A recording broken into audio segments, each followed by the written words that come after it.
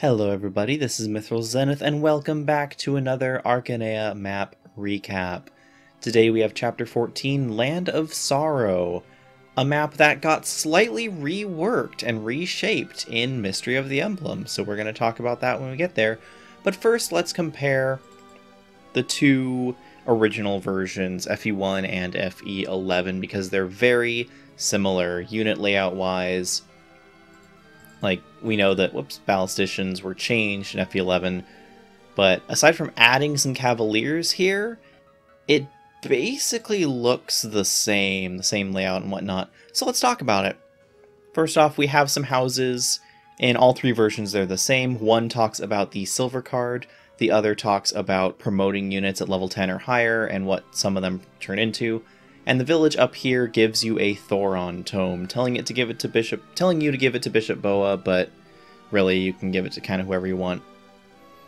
Map-wise, we have a bridge here. This is one of, if I remember right, only 2 bridges that you can use a thief with a master key or lockpick to open up and drop the drawbridge on. Otherwise, promoted infantry and of course flying units can pass the river.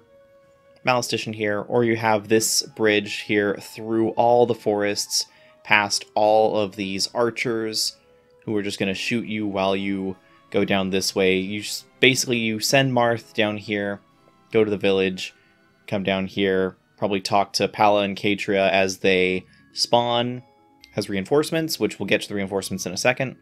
Come down here, you can shop a little bit, open the door, and then take the crown, whereas you send a thief and a small squad down this way to kill the sniper and get the treasure chests. Now, interesting thing about the treasure chests, in both FE1 and FE3, the leftmost one, let me double check that I have this right. Yes, the leftmost treasure chest in both FE1 and FE3 has the silver card, and the right one has either a small bullion or 5,000 gold. Actually, yeah, so it's 10,000 gold in FE1, 5,000 gold in FE3, and then a small bullion in Shadow Dragon. But Shadow Dragon is interesting because if the wiki I'm reading is right, they moved the silver card to the right. The silver card is in the right chest, and the money is in the left, whereas in the other two versions, it's the other way around. The money is in the right, and the silver card is in the left. So, we'll take a look at just this one, because all the other map features are the same. Sending Marth over to the left, and down here, that's like 5, 6, 7, 8, 9, like 9 to 10 turns of just walking if you don't warp. That's not terrible. The thief can easily come down here and do that. Turn 5 is when the reinforcements will start. Turn 5 will spawn Pala and Katria, and then depending on the version you are playing, the reinforcements will either continue to spawn from turn 5, or they'll start spawning again on turn 8. And either way, they will just spawn generic Pegasus Knights from turns 8 or 9 until turn 15. Some of this will depend on if Minerva was recruited, interestingly enough. So, like for FE1 in particular, you only get one set of Pegasus Knights on turn 8 if you don't have Minerva recruited.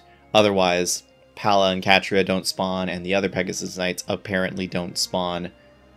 But in all other versions of the game, the Pegasus Knights spawn anyway, but Pala and Katria just can't be recruited if you don't have Minerva, I believe. So, fun stuff about the reinforcements there. They're not too threatening. They're 2 Pegasus Knights at a time. They can be annoying, and they can be a little bit threatening if you're trying to have one unit deal with them. For instance, if you're trying to train Pala and Katria against the reinforcement Pegasus Knights, they can take a beating and will have to fall back. They can't really take on all the Pegasus Knights themselves. Pala and Katria themselves are somewhat interesting. They join with... In Fire Emblem 1, they join with Katria joins with a Killing Edge, and Pala joins with a Silver Lance and a Wormslayer. In FE3, Katria joins with an Iron Lance and a Killing Edge, and Pala joins with a Silver Lance. And in Shadow Dragon, Katria joins with a Killer Lance, and Pala joins with a Dragon Pike, because they can't use swords. So, that's interesting. Aside from that, you have choices on how you approach. With the village, you're highly encouraged to send Marth down this way, but you're also then encouraged to send another unit out, or maybe Marth with 11 sword, to deal with the archers, so that way Marth doesn't just get pinged down through his whole long trek through the woods.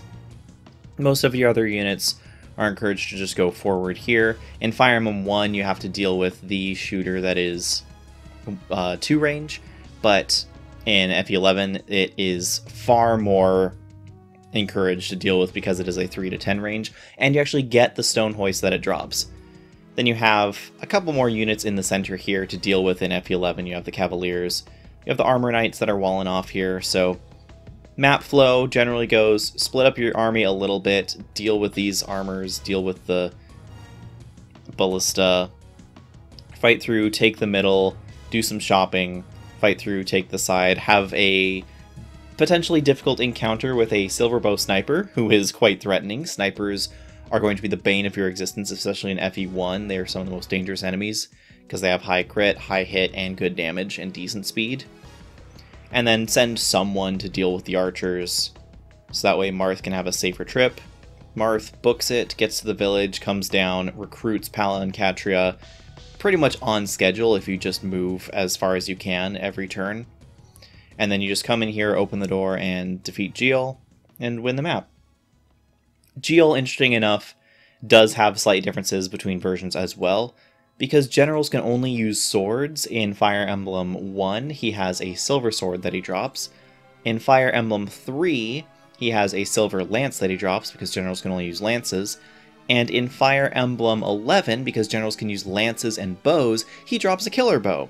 So, fun little change up there. Aside from that, nothing else too different. You do have 2 thieves, which will open these doors and raid the treasure chests if you're not quick, but normally you can send a flyer like Catria or Minerva down, kill the Armor Knights, fight through the Cavaliers, and then deal with the thieves before they have any chance to really do anything. But even if they do get in to the treasure chest, so long as you're not playing FE1, in which they will delete the items, you can catch them on their way out, because they have to go all the way down here for their retreat point. So that's Fire Emblem 1, Fire Emblem 11. You split up your army, you come together at the end. Pretty simple. Not a bad map by any means. A little bit empty, especially in FE1, but the reinforcements from the Pegasus Knights are meant to kind of fill that up. And there's a lot of archers in this little section, so if you wanted to train a unit, you send them against archers. Let's talk about Fire Emblem 3's version, because they reworked it a little bit. First of all, Marth is in the front instead of in the back. You can send him left to the village here, which the armory and shop are by the village instead of in front of the castle. So if you want to do shopping, you have to do it all the way back here. The armors are still here. There is, instead of a ballistician, there is a sniper and Astrum. Astrum appears here because you didn't get the wooden cavalry in Fire Emblem 3. You still just talk to him with Midia, that's fine. You still have a bridge you can unlock, that's the same. This courtyard is a little smaller, this one is a little bit bigger, I'm not exactly sure why.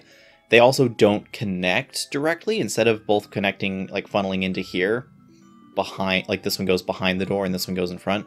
This one I guess does go behind the door, but it has to go out and then into a back door. And there was an extra back door added for the thieves to get in, steal, and get out. So, thieves are a lot more of a threat of stealing the items and leaving.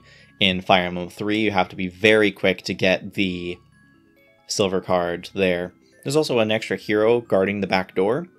So if you want to just send units around through here, you still have to fight through the hero. Or if you open the door, the hero will then come and fight you. The thieves, once again, they have a much easier time just going through the back door, getting the silver card, and then retreating. This one will go all the way over here to get the gold. You still have to fight a sniper to get in through this door, but you can always just go down and around and then kind of head the thieves off before they escape. There are a couple fewer... Actually, no, that's just the thieves that weren't in the main room. The thieves being moved out here makes it feel like, okay, the thieves aren't coming from the throne room. That was a little bit narratively odd, I guess, to have thieves in the throne room. To have thieves kind of be in the back makes more narrative sense, even if it does make the map quite a bit harder. Reinforcements still come from this little ocean bit over here, and then you still have the same otherwise setup. So not too many changes, all things considered, but definitely the change to the thieves makes the map a lot more higher pace and really encourages you to send at least some fast high move units down the right corridor, usually some flyers, because otherwise you have to unlock the bridge, fight through, and then get around, which I guess you could do if you send like Midia. You have Julian or Rickard unlock the gate, you have another unit, like maybe Harden or something, kill this sniper, then you have Midia talk to Astrum, and then Astrum can go around here and start fighting here, and then Midia follows through. Then you can probably get down here and head off the thieves before they get out with the money. So that is a pretty cut and dry setup here. Astrum starts with the silver sword, does not start with the 11 sword, but the 11 sword was given to, I believe, a chest or a village or something in the previous chapter. Aside from that, yeah, nothing really too different with the map. Just you are split up for longer periods of time by this wall being here. All in all, nothing too noteworthy or notable. I think that the Fire Emblem 3 version does enhance the pressure on getting to the thieves for the side objective, but the Fire Emblem 11 version gives you a little bit more to do with the Cavaliers and being a little bit more on top of your combat. Fire Emblem 1, it's not a bad map, but it just is kind of very simple, and then not having the Cavaliers or the backdoor for the thieves means that you really are not pressured in much any severe way time-wise, outside of getting Marth to quickly get to the village and then recruit Palla and Katria. So that's all I have to say on the map, really. I don't think that there's any like standout changes or improvements that I would make to the map. I do think that, like I said, the FE1 version is just a little bit open and empty. The Fire Emblem 3 version, I'm not sure how I feel about this being a solid wall. Like, I would be okay if they maybe put a door here or put a break in the wall here. But I guess you can go just out the back and in. Maybe it's a little bit more castle-wise, like, makes a little bit more sense as like a castle layout. Like, you have the outer wall, then you have the keep in here, then you have like a back door. I don't know. What are your thoughts on the map? Let me know in the comments down below. Let me know if you remember this map at all, and we will get back to this map if and when we do Book 2, because this map is far more, I would say far more interesting. This map is very different in Book 2, I'll put it that way. But until next time, thank you so much for watching, and this is Mythos Zenith signing out.